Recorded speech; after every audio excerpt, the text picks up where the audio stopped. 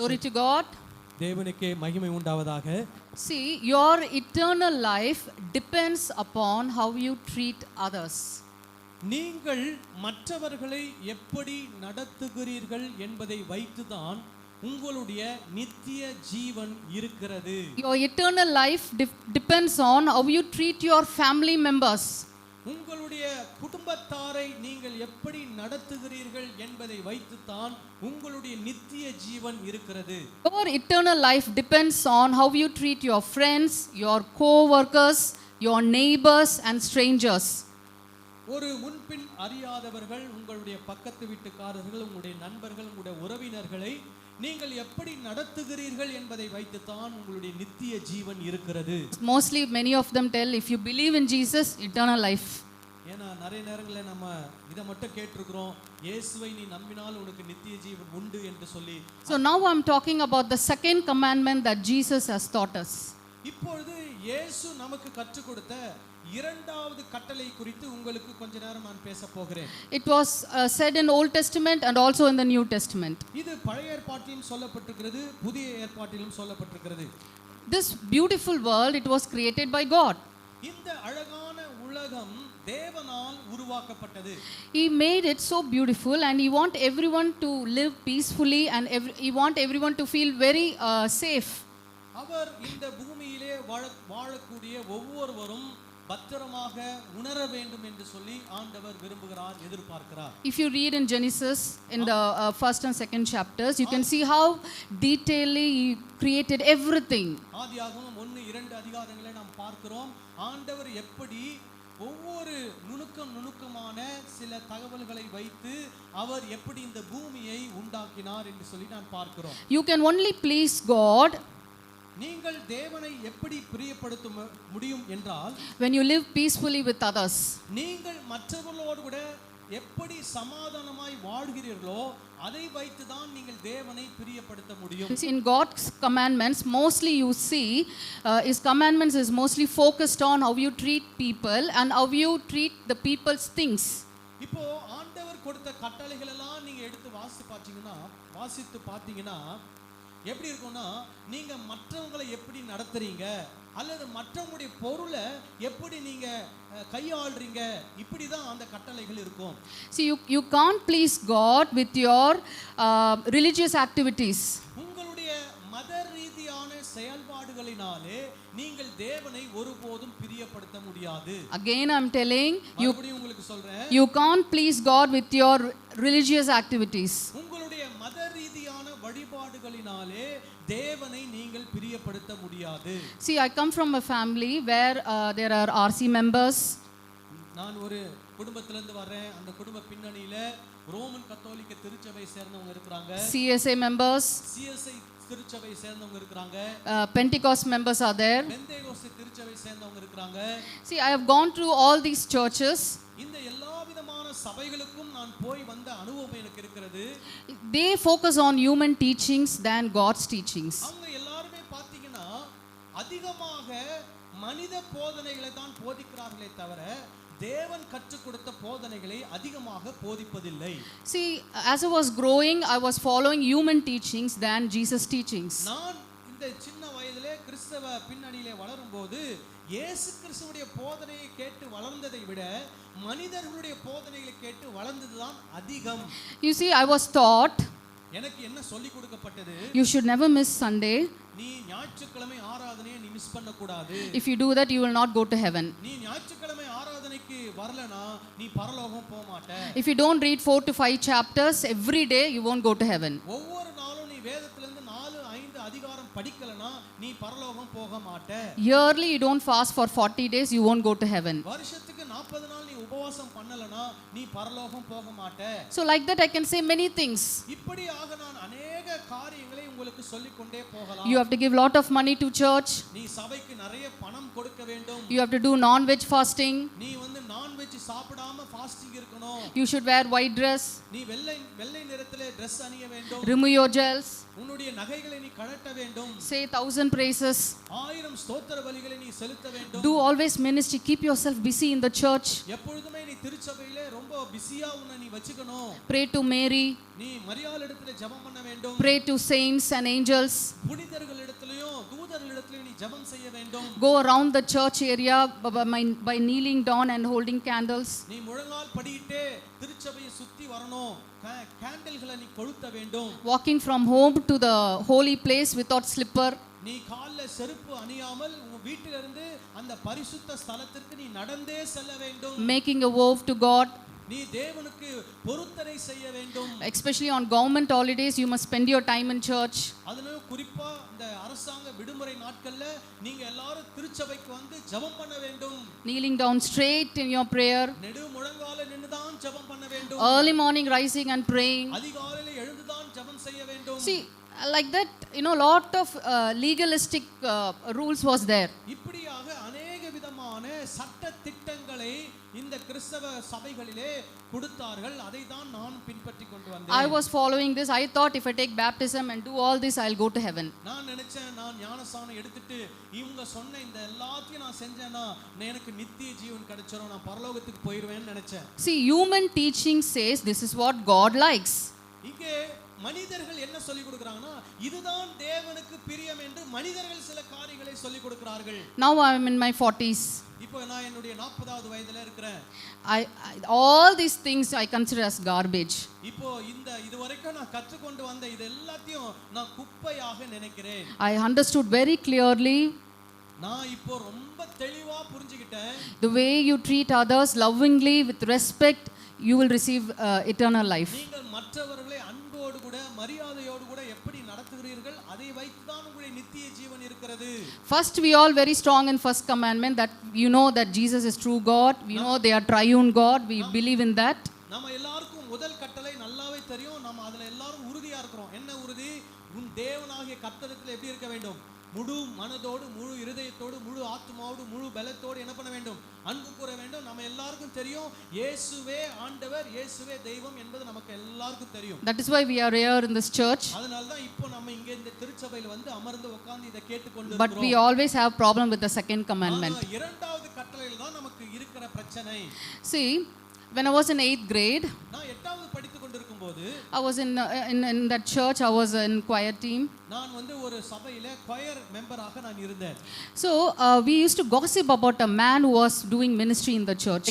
The things that he did, it bothered us. அவர் செய்த சில காரியங்கள் எங்களை தொந்தரவு படுத்தினது.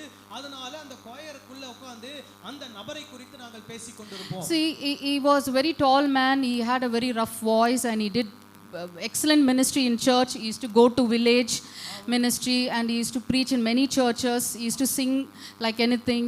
அவர் நல்ல உயரமான ஒரு சகோதரன், நல்ல மொரட்டான ஒரு வாய்ஸ், நல்ல போய் ஊழியம் செய்வார், கிராம ஊழியம் செய்வார், சர்ச்சில் ஊழியம் செய்வார், நல்ல பாட்டு பாடுவார், ஊழியத்தில் நல்ல ஒரு சேவைகளை செய்வார். He used to wear white dress and he used to carry a big Bible that covers his chest. அவர் வந்து நல்ல வெள்ளை Dress போட்டிருப்பாரு. அவருடைய பைபிளை பாத்தீங்கன்னா அப்படி நெஞ்சில தான் வச்சிருப்பாரு எப்பவுமே பைபிளை. Everybody held him in a very respectful place in the church. சபையில இருந்தவங்க அவரை பார்த்து ரொம்ப மரியாதையோட அவரை நடத்துவாங்க. He was a very angel in the church. அவர் வந்து ஒரு நல்ல தேவதூதனை போல சபையில இருப்பாரு. But one of the akka in the choir team, அந்த choir teamல இருக்கக்கூடிய ஒரு அக்கா வந்து என்ன சொன்னாங்கன்னா, she always tells us எப்பவுமே எங்ககிட்ட சொல்லுவாங்க, his wife is not happy. அந்த அவருடைய மனைவி ரொம்ப பார்த்தா ரொம்ப சந்தோஷமா இருக்கிறது போல தெரியலையே. She looks so thin and weak. அவங்க ரொம்ப மெலிஞ்சு போய் ரொம்ப பலவீனமா இருக்காங்க. But he is very happy. His father and mother is very happy. ஆனா இவரு ரொம்ப நல்ல சந்தோஷமா இருக்காரு. அவருடைய அப்பா அம்மா எல்லாம் நல்ல சந்தோஷமா இருக்காங்க. So after some years went by, ஒரு சில ஆண்டுகள் கடந்து போனது. This man he was affected by a deadly disease and he passed away. அந்த மனிதனுக்கு ஒரு தீராத வியாதி வந்தது. அவர் மரித்து போனார். So we all went to his house for the funeral, to attend the funeral. அவருடைய அடக்க ஆராதனைக்கு அவருடைய வீட்டுக்கு போனோம். Neighbors told a very lovely testimony about him to our church people. அந்த சபை மக்களுக்கு அந்த வீட்டு பக்கத்துல இருக்கறவங்க அந்த சபை மக்களுக்கு ஒரு அருமையான ஒரு சாட்சியை சொன்னாங்க. He used to beat his wife like anything for silly reason. என்ன சாட்சினா தன்னுடைய மனைவியை சின்ன காரணங்களுக்காக போட்டு அடிப்பாரு. Not only that, his father and his mother also used to beat her. அவருடைய அப்பாவும் அம்மாவும் சேர்ந்து இவரை என்ன பண்ண மருமகளை போட்டு என்ன பண்ணுவாங்க, அடிப்பாங்க. Whenever she is in bruise or in wound, she won't come to church. எப்பெல்லாம் அந்த பெண்ணுக்கு அடிபட்டு காயம் இருக்கிறதோ அப்பெல்லாம் அந்த பெண்மணி திருச்சபைக்கு வர மாட்டாங்க. But that lady, not even once she ever told about her ill treatment by her family. ஆனா அந்த சகோதரி ஒரு நாள் கூட தன்னுடைய கணவர் இப்படி தங்களிடத்தில் இப்படி நடந்து கொள்கிறார், தன்னுடைய மாமனார் மாமியார் இப்படி நடந்து கொள்கிறார் என்று சொல்லி ஒரு நாள் கூட அந்த சகோதரி சொன்னதில்லை. After that man he died, after 1 year passed by, அந்த மனிதன் இறந்து ஒரு வருஷம் கழிச்சு this lady became so beautiful. இந்த பெண்மணி பாத்தீங்கன்னா ரொம்ப அழகாயிட்டாங்க. She was so happy அவங்களுக்கு ரொம்ப சந்தோஷமா இருக்காங்க. because the monster has gone to hell. ஏன்னா அந்த மிருகம் எங்க போயிடுச்சு, நரகத்துக்கு போயிடுச்சுன்னு அவங்களுக்கு ஒரே சந்தோஷம். We choir girls, we were so happy. எங்க இந்த choir girls இருக்கிற எங்களுக்கெல்லாம் ரொம்ப சந்தோஷம். That man has gone to hell. அந்த மனிதன் நரகத்துக்கு போய் விட்டான். I believe that because till he died he ill treated his wife like anything. ஏன் இப்படி சொல்றோம் அப்படின்னா அந்த மனிதன் மரிக்கிற வரைக்கும் தன்னுடைய மனைவியை அப்படி கொடுமைப்படுத்தி இருக்கிறார். He didn't love his wife as he loved himself. தன்னை நேசிக்கிறது போல தன்னுடைய மனைவியை அவர் என்ன பண்ணவில்லை, நேசிக்கவில்லை. I see that auntie whenever I go to that place. நான் அந்த இடத்துக்கு போகும்போதெல்லாம் அந்த ஆண்டியை நான் போய் பார்ப்பேன். She looks chubby, happy, and then she is free from that monster. அவங்க நல்ல ஆரோக்கியமா நல்ல சந்தோஷமா விடுதலையோட கூட அவங்க இருக்கறாங்க. அத பாக்கும்போது எனக்கு ரொம்ப சந்தோஷமா இருக்கும். See, when you look at the 10 commandments that God gave, ஆண்டவர் கொடுத்த 10 கட்டளை நீங்க பாத்தீங்கன்னா out of that 7 commandment deals with others. இந்த 7 கட்டளைகள் வந்து மற்றவங்களை தொடர்புடைய ஒரு கட்டளைகளாக இருக்கிறது. Those 7 commandments is related to human beings. அந்த 7 கட்டளைகளும் மனிதர்களோடு சம்பந்தப்பட்டது. You should not murder others. நீங்க யாரையும் கொலை செய்ய கூடாது. You should not steal. நீங்க யார்கிட்டயும் திருட கூடாது. Honor your father and mother. நீங்க உங்களுடைய தாய் தகப்பனை கனம் பண்ணணும். Don't say any false testimony about anybody. மற்றவங்கள பத்தி தப்பா பொய் சாட்சி சொல்லாதீங்க. Don't commit adultery. நீங்க விபச்சாரம் செய்யாதீங்க. I mean, like you must give rest to your servant, your animals, your land, and you must also take rest. நீங்களும் ஓய்வு எடுக்கணும். உங்க வீட்ல இருக்கக்கூடிய வேலைக்காரர்களுக்கு ஓய்வு கொடுக்கணும். உங்களுடைய வீட்ல இருக்கக்கூடிய ஆடு மாடுகளுக்கு நீங்க ஓய்வு கொடுக்கணும் அப்படினு ஆண்டவர் கட்டளை கொடுத்திருக்கிறார். You should not covet on others things. நீங்கள் மற்றவருடைய பொருளை அபகரிக்க நினைக்க கூடாது. See, this is what matters to God. இதுதான் தேவனுக்கு முக்கியமானது. But what we do? ஆனா நாம என்ன செய்றோம்? We do all the human teachings, all the rituals, traditions and legalistic things. நாம எல்லா பாரம்பரியங்கள், எல்லா சடங்காச்சாரங்கள், எல்லா மனித போதனைகளை தான் நாம் தொடர்ந்து செய்து கொண்டிருக்கிறோம். If you read in Exodus full book, யாத்திராகமம் முழு புத்தகத்தை நீங்க வாசித்து பாத்தீங்கன்னா you can see how God is a just God. ஆண்டவர் எப்படி நீதி நியாயமுள்ள ஆண்டவர் என்பதை நீங்கள் பார்க்க முடியும். He tells us how to live socially in a peaceful way. ஒரு சமுதாயத்திலே எப்படி சமாதானமாக வாழ வேண்டும் என்பதை ஆண்டவர் இங்கே கற்றுக் கொடுக்கிறார். I'll just say a few things I collected from that book. இந்த புத்தகத்திலிருந்து நான் சேகரித்த ஒரு சில விஷயங்களை உங்களுக்கு நான் சொல்ல விரும்புகிறேன். God says, ஆண்டவர் சொல்றாரு, if you damage somebody's things accidentally, you must pay for it. தவறுதலா மற்றவருடைய பொருளை நீங்க உடைச்சிட்டீங்கன்னா அவங்களுக்கு நீங்க அந்த பொருளுக்கான பணத்தை நீங்க என்ன பண்ணணும், கொடுக்கணும். That's what we have to do. அதுதான் நம்ம செய்யணும். What we, sorry brother, sorry sister, I broke your TV, I'm very sorry, we leave the house, huh? நம்ம சில நேரத்துல என்ன செய்வோம், சாரி பிரதர், சாரி சிஸ்டர், உங்க டிவியை நாங்க உடைச்சிட்டோம் அப்படின்னு சொல்லிட்டு அமைதியா என்ன பண்ணிடுவோம், அங்க இருந்து கிளம்பிடுவோம். God even says if you damage on purpose, you have to pay 4 or 5 times more. தெரியாம உடைச்சிட்டா வாங்கி கொடுக்கணும் அல்லது காசு கொடுக்கணும்.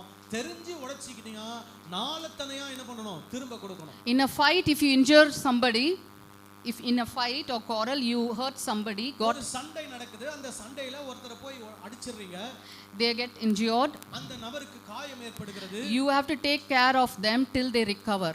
அந்த நபருடைய காயம் சரியாகிற வரைக்கும் அந்த நபரை நீங்கள் பார்த்து கொள்ள வேண்டும். Have you done that? நம்ம அதை செய்திருக்கிறோமா? And even God says if your cattle goes to somebody's field and eats everything, vegetables or fruits, உங்களுடைய ஆடோ மாடோ வேற ஒருத்தருடைய தோட்டத்துல போய் அவங்களுடைய காய்கறிகளை பழங்களை சாப்பிடுதுனா, from your garden you have to give your first fruit to that person. உங்களுடைய தோட்டத்திலிருந்து நீங்கள் உங்களுக்கு விளையக்கூடிய முதல் கனியை அந்த நபருக்கு நீங்கள் என்ன பண்ண வேண்டும்? கொடுக்க வேண்டும். If you have a dangerous animal in your house, you know it hurts somebody, it kills somebody, you must tie it up. உங்களுடைய வீட்டில் ஒரு மிருகத்தை வளர்க்குறீங்க, அது கொஞ்சம் அபாயமான மிருகம், அது மனிதர்களை அது போய் ஏதோ வேதனைப்படுத்தும் அல்லது துன்பப்படுத்தும் வச்சுங்க, அந்த மிருகத்தை நீங்க ரொம்ப பத்திரமா கட்டி வைக்கணும். If you lose it and it kills somebody, you must murder that bull or cow or whatever the animal you are having, you must kill it. ஒருவேளை அந்த மிருகத்தை நீங்க சரியா கட்டல, அது கட்ட அவுத்துட்டு ஓடி போய் ஒருத்தரை இடிச்சு ஒருத்தரை கொன்னுருது அப்படின்னா அந்த மிருகத்தை கொல்லணும். And also you have to pay whatever the family is asking you to do. அந்த குடும்பம் என்ன தொகை கேட்கிறார்களோ அந்த தொகையை நீங்கள் செலுத்த வேண்டும். These all God gave commandments to the. இதெல்லாம் வேதத்திலே ஆண்டவர் கொடுத்த கட்டளைகள். If you dug a hole and you forget to cover it, நீங்க ஒரு குழி தோண்டுறீங்க, அந்த குழியை மூட மறந்துறீங்க, somebody's animal or thing falls into it, யாரோ ஒருத்தருடைய மிருகம் வந்து அந்த குழியில வந்து விழுந்துருது, you have to pay the money for that animal also. அந்த மிருகத்துக்காக நீங்க என்ன பண்ணணும்? காசு கட்டணும். And also if somebody steals your sheep or a cow and slaughters it and sells it in the shop, யாரோ ஒருத்தர் உங்களுடைய ஆடையோ மாடையோ திருடி அதை வெட்டி அவர் கடையில வித்துறாருன்னு வச்சுங்க, that person, no, when they find out, what he has to do is he has to buy 5 sheep or 5 cow and give it to that person. இந்த நபர் தான் இதை செய்தான்னு கண்டுபிடிச்சிட்டாங்கன்னா அதை செய்த நபர் 5 ஆடையோ 5 மாடையோ வாங்கி என்ன பண்ணணும்? அதற்கு ஈடாக கொடுக்க வேண்டும். See, can you see how God is a just God? இப்ப புரியுதா எப்படி ஆண்டவர் வந்து நீதியான நியாயமான ஆண்டவர் என்று? Can you see how he wants to live in this world? எப்படி இந்த உலகத்திலே மனிதர்களோடு கூட சமாதானமாய் நாம் வாழ வேண்டும் என்று ஆண்டவர் கட்டளை கொடுத்திருக்கிறார் தெரிகிறதா? He even tells if somebody started a fire and somebody's property, because he started a fire, their property is burnt, he has to pay for that. யாரோ ஒருத்தர் ஒரு இடத்துல நெருப்பை கொளுத்துறாரு, அந்த நெருப்பு போய் இன்னொருத்தருடைய ஒரு இடத்துல போய் அந்த நிலத்தையே அழிச்சிருது அப்படின்னா அதற்கு இந்த நெருப்பை கொளுத்தின நபர் என்ன பண்ணணும்? அதற்கு ஈடான காசை செலுத்த வேண்டும். God also told you not supposed to oppress a widow or a fatherless children. அதே மாதிரி தகப்பன் இல்லாத பிள்ளைகள் விதவைகளை என்ன பண்ண கூடாது? ஒடுக்க கூடாது என்று ஆண்டவர் சொல்லி இருக்கிறார். If they cry, அவங்க அழுதாங்கன்னா ஆண்டவரை நோக்கி கூப்பிட்டாங்கன்னா God tells I will make you fatherless, I'll make your children fatherless, I'll make your wife a widow. ஆண்டவர் சொல்றாரு, அப்படிப்பட்ட தகப்பன் இல்லாத பிள்ளைகள் என்ன நோக்கி கூப்பிட்டாங்க, நீ அவங்களை ஒடுக்குற அப்படின்னா ஓம் பிள்ளைங்க தகப்பன் இல்லாதவங்களா மாறிடுவாங்க. அது மாதிரி விதவைகள் என்ன நோக்கி கூப்பிடுறாங்க, நீ அவங்களை ஒடுக்குற அப்படின்னா ஓம் மனைவி விதவையா மாறிடுவா அப்படின்னு ஆண்டவர் என்ன பண்றாரு? நியாயமான கட்டளைகளை அவர்களுக்கு சொல்லுகிறார். And there are sometimes God tells don't show favoritism to poor people while giving judgment in court. அதே மாதிரி நியாயாசனத்துல உட்கார்ந்து இருக்கும்போது ஒரு ஏழை என்பதற்காக அந்த ஏழைக்கு சாதகமான தீர்ப்பு என்ன பண்ணக்கூடாதாம்? கொடுக்க கூடாது. And we are not supposed to support a guilty person even though he is your relative or your friend or he is your area person or he belongs to your caste. ஒரு குற்றவாளி என்று சொல்லக்கூடிய ஒரு மனிதன் உங்களுக்கு சொந்தக்காரனா இருக்கலாம், அல்லது உங்களுடைய நண்பனா இருக்கலாம், அல்லது உங்க ஊரை சேர்ந்தவனா இருக்கலாம், அல்லது உங்க வீட்டுக்கு பக்கத்து வீட்டுக்காரனா இருக்கலாம், அல்லது உங்களுடைய ஜாதியை சேர்ந்தவனாக இருக்கலாம். ஆனால் அவன் அப்படிப்பட்டவன் என்பதற்காக அவன் செய்த குற்றத்தை நீங்கள் என்ன பண்ணக்கூடாது? மறைக்க கூடாது.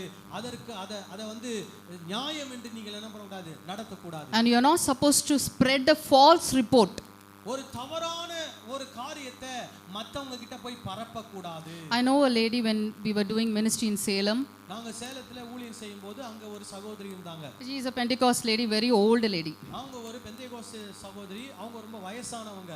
If she receives any kisi news, அவங்களுக்கு ஏதாவது காதுல கிசுகிசு வந்துச்சுனா she will go around the village and tell everybody. அந்த ஊரே போய் எல்லாருக்கும் போய் என்ன பண்ணிடுவாங்க? எல்லாத்தையும் போய் சொல்லிடுவாங்க. See, the way we behave, it affects everybody's life. நாம் எப்படி நடந்து கொள்ளுகிறோம் என்பது மற்றவர்களை பல விதங்களிலே பாதிக்கிறது. It affects the earth that God created. ஆண்டவர் படைத்த இந்த பூமியை பாதிக்கிறது. Whether they are Muslim, Christians or any religion they are, whether they don't believe in God also, we have to be careful with dealing with these people. இப்போ இப்படிப்பட்ட மனிதர்களோடு நீங்க பழகுறத நீங்க ரொம்ப கேர்ஃபுல்லா இருக்கணும். அவங்க யாரா இருந்தாலும் சரி, அவங்க இந்துவா இருக்கலாம், முஸ்லிமா இருக்கலாம், அவங்க ஒருவேளை கடவுள் நம்பிக்கை இல்லாதவங்களா கூட இருக்கலாம். So brothers and sisters, always remember, சகோதர சகோதரிகளே ஒன்றை ஞாபகத்தில் வைத்துக் கொள்ளுங்கள். You see, we all have two legs, right? நமக்கு ரெண்டு கால் இருக்கு. With that leg only we move our body. இந்த ரெண்டு காலை வச்சு தான் நம்முடைய உடம்பை கொண்டு போறோம். First leg, right leg. முதல் கால். First commandment. முதல் கால் வந்து என்னது? முதல் கட்டளை. Second leg is second commandment. இரண்டாவது கால் வந்து இரண்டாவது கட்டளை. When you walk, think first. When you take a right leg, I must love God. நீங்க வலது கால் எடுத்து வைக்கும்போது என்ன சொல்லணும்? நான் ஆண்டவரை நேசிக்கணும். When you take the left leg, நீங்க இடது கால் எடுத்து வைக்கும்போது என்ன சொல்லணும்? love others. நான் மற்றவங்களை நேசிக்கணும். Love God. ஆண்டவரை நேசி.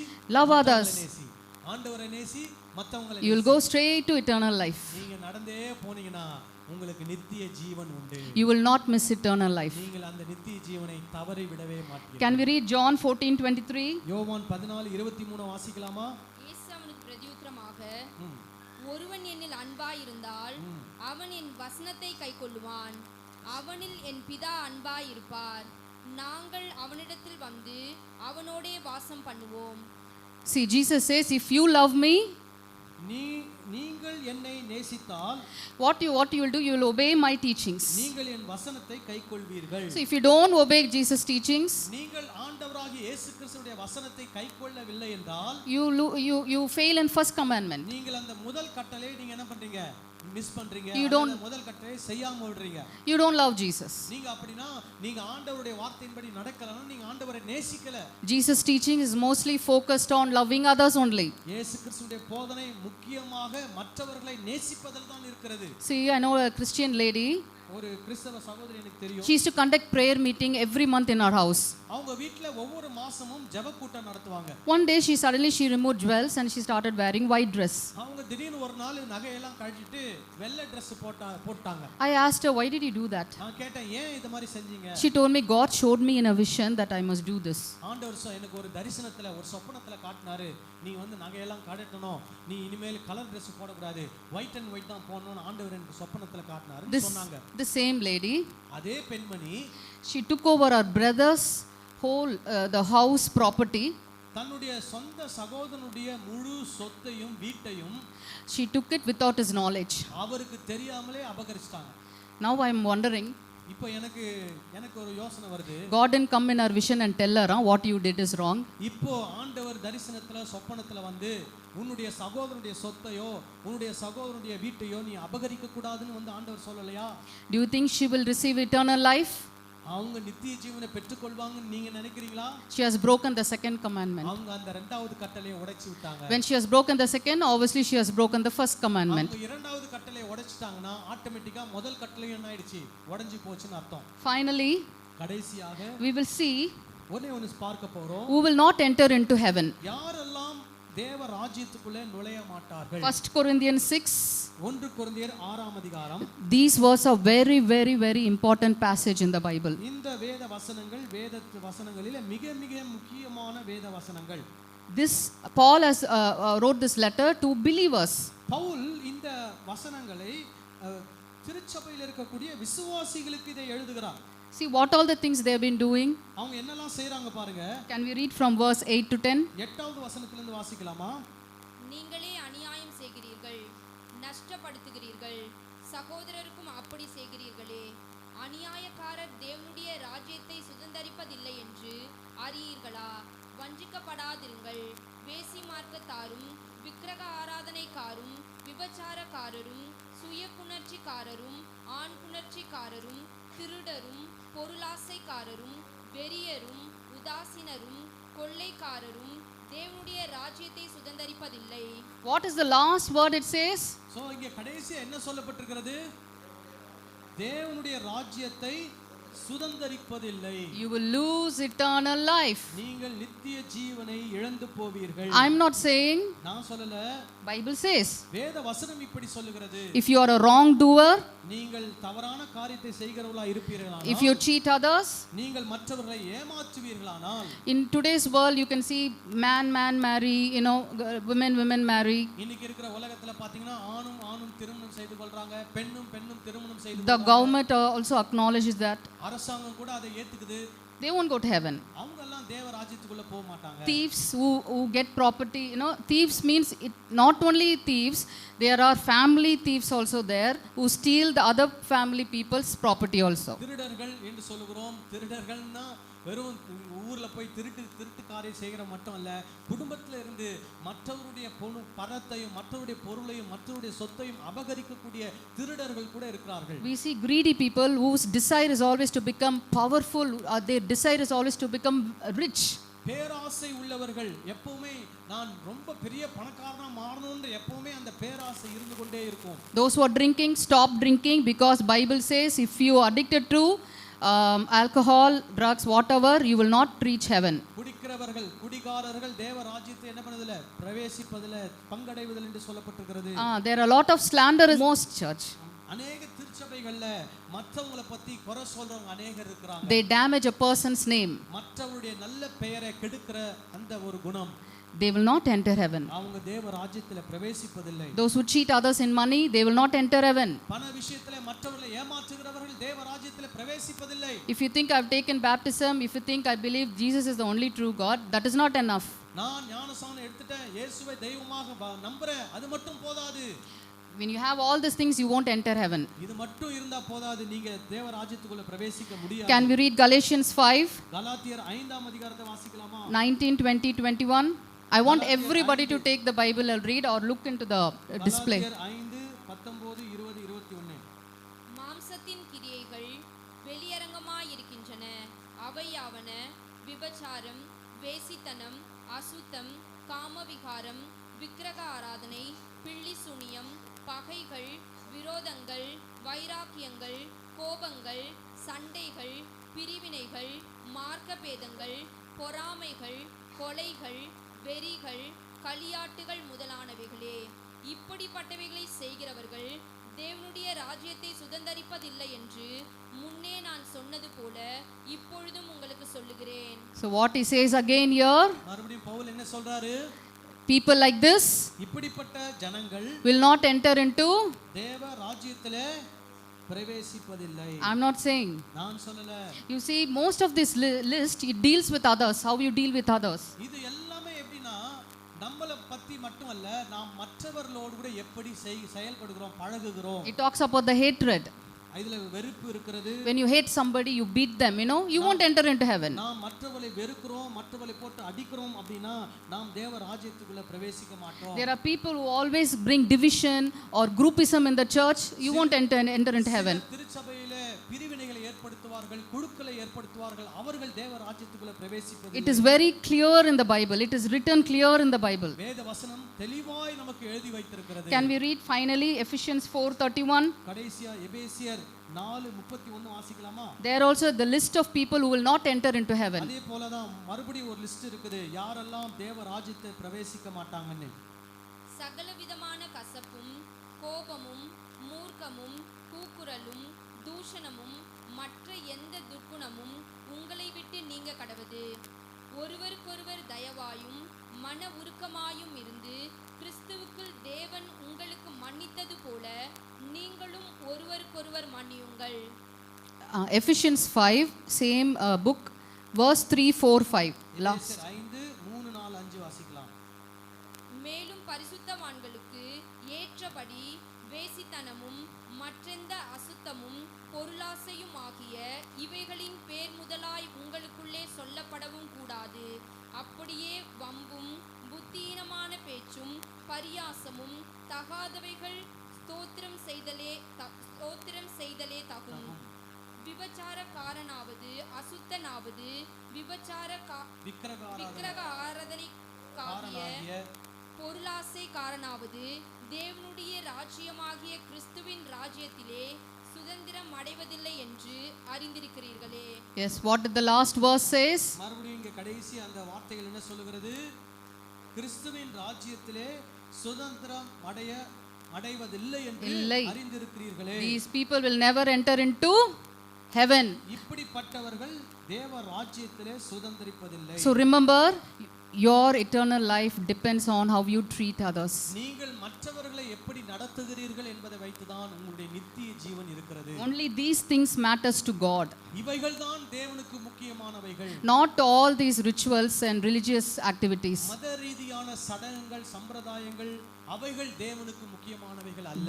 These are the teachings of Jesus. இவைகள்தான் இயேசு கிறிஸ்துவினுடைய போதனைகள். You loved God, நீங்கள் தேவனை நேசிக்க வேண்டும். you will obey his teachings. அவருடைய கட்டளையை நீங்கள் கீழ்ப்படிவீங்க. His teachings talks about how you treat others lovingly. அவருடைய போதனை என்ன கற்றுக் கொடுக்கிறது? நீங்கள் மற்றவர்களை எப்படி அன்போடு நடத்துகிறீர்கள் என்பதை கற்றுக் கொடுக்கிறது. In today's Christian world, இன்னைக்கு இருக்கக்கூடிய கிறிஸ்தவ உலகத்திலே the preaching is always about prosperity, prosperity, prosperity. எப்போ பார்த்தாலும் செழிப்பு செழிப்பு செழிப்பு. They don't teach others how to behave with others. நீங்க மற்றவங்களோடு எப்படி பழகணும்னு மற்றவங்களுக்கு கற்றுக் கொடுக்கிறது கிடையாது. See, if you lose this second commandments, second command, if you lose, fail in that, கட்டளை நீங்க விட்டுட்டீங்கன்னா you will lose eternal life. நீங்க நித்திய ஜீவனை இழந்து விடுவீர்கள்.